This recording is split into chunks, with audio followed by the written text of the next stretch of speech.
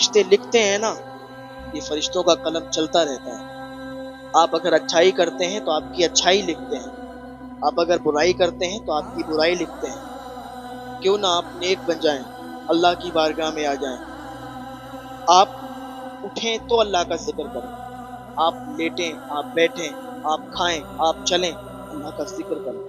یہ فرشتے، ان کا قلم چلتا ہے اور نیکیوں میں اضافہ ہوتا جاتا ہے۔ یاد رکھیں، اگر آپ کسی کو بھی دھوکہ دیتے ہیں نا تو فرشتے لکھتے ہیں اور ان کا حساب آپ کو دینا پڑے گا۔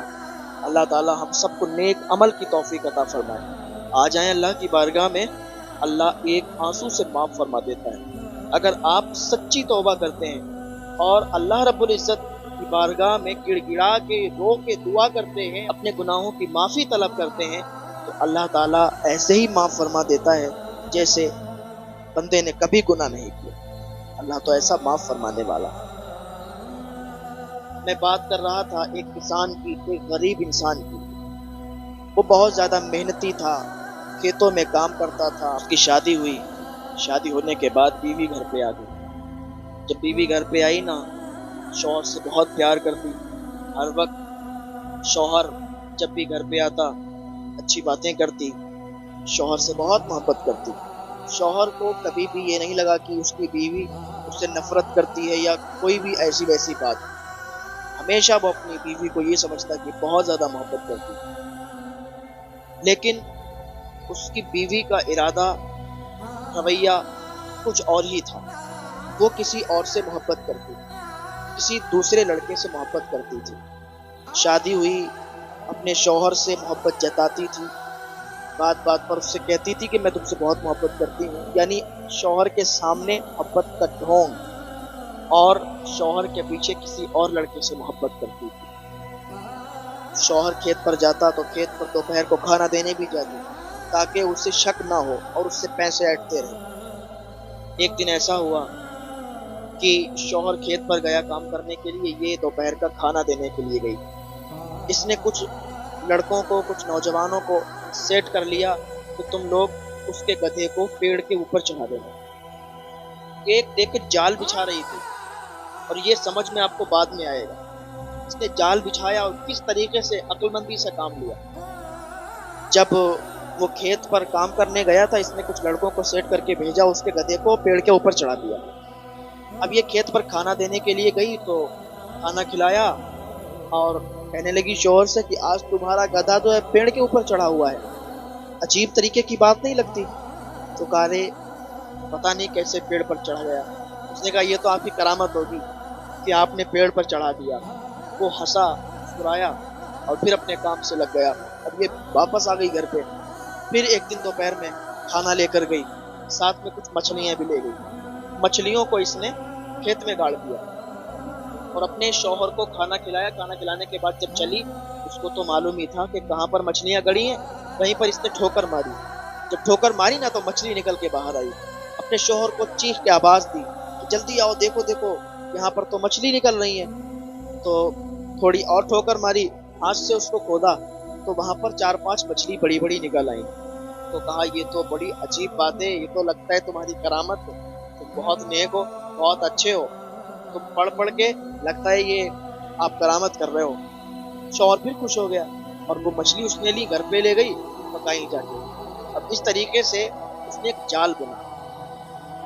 کچھ دنوں کے بعد جس دن اس نے گدھے کو پیڑ کے اوپر چڑھوایا تھا، اس دن اس نے 100 دینار اس غریب انسان سے لیے تھے۔ اس نے ادھر ادھر سے لے کے، کیونکہ وہ اسے لگتا تھا کہ میری بیوی مجھ سے بہت محبت کرتی ہے، تو اسے یہ تھا کہ اس کی بیوی بہت محبت کرتی ہے، تو اس نے 100 دینار دے دیے۔ کہا بیوی نے مانگے ہیں دے دو۔ اور جس دن مچھلی نکلی کھیت میں اس نے گاڑی تھی، اس دن اس نے 200 دینار مانگے۔ یہ پیسے جمع کر رہی تھی کہ کون سا وہ دن آئے کہ پیسے زیادہ ہو جائیں، شوہر سے لڑائی جھگڑا کریں اور ہم یہاں سے نکل جائیں۔ تو ایک دن وہ بھی آ گیا، جب اس نے پیسے خوب زیادہ اکٹھا کر لیے۔ اب شوہر کا جو تھا کام بند ہو گیا، تو پیسے آنا بند ہو گئے، تو وہی اس نے کلیش کرنا شروع کر دیا، لڑائی جھگڑا شروع کر دی۔ تم ہمیں کھلا نہیں سکتے، ہمیں پیسے نہیں دے سکتے، ہماری ضرورت پوری نہیں کر سکتے، تو پھر شادی کیوں کی؟ نے یہ سنا، اس کو کلیجہ منہ کو آیا کہ یار میں تو اتنی محبت کرتا تھا، میں تو اس کو 100 200 دینار دیا کرتا تھا، لیکن آج جب میرا کام برقع پڑ گیا نا تو یہ باتیں کرتی ہے۔ ایک دن آ کے کہنے لگی کہ بہت زیادہ اس نے سنا دیا، اور وہ یہ تلاش کرتی تھی موقع کہ میں کب بولوں کہ یہ مجھے طلاق دے دے۔ ایک دن آخر وہ غصے میں آئی اور اس نے کہہ دیا کہ مجھے تم سے طلاق چاہیے، میں تمہارے ساتھ نہیں رہ سکتی، میں کسی ایسے انسان کے ساتھ رہوں گی جو مجھے خوش رکھے، جو مجھے پیسے دے، میری ضرورتوں کو پورا کرے۔ اس نے کہا تم غلط کر رہی ہو، تم غلط انسان کو ٹھکرا رہی ہو، تم غلط انسان کو چھوڑ رہی ہو، جانے کے بعد پچھتاؤ، کیونکہ اللہ کی پکڑ بہت سخت ہے، کوئی نہیں بچ سکتا اللہ کی پکڑ سے، وہ انصاف کرتا ہے۔ اس نے کہا کہ مجھے آپ یہ بیان نہ سناؤ، آپ یہ ایسی باتیں نہ سناؤ، میں پگھلنے والی نہیں ہوں، مجھے طلاق دے دو۔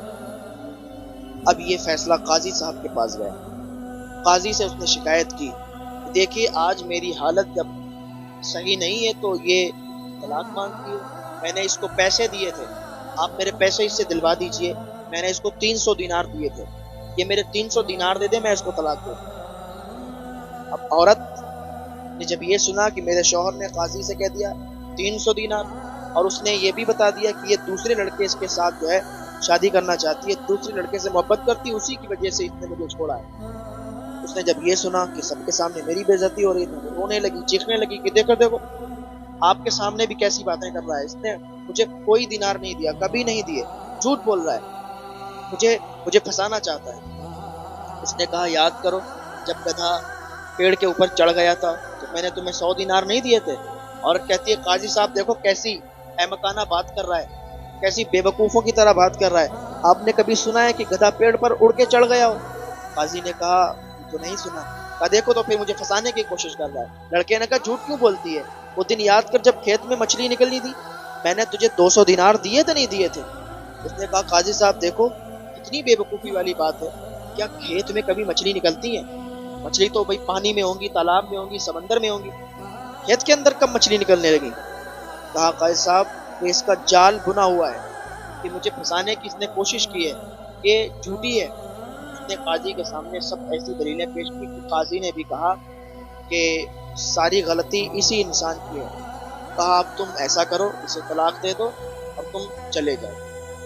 اس نے کہا کوئی بات نہیں قاضی صاحب، آپ کا فیصلہ میں نے مان لیا، اگر یہ میرے پیسے نہیں دے گی کوئی بات نہیں، لیکن اللہ اس کا انصاف کرے گا۔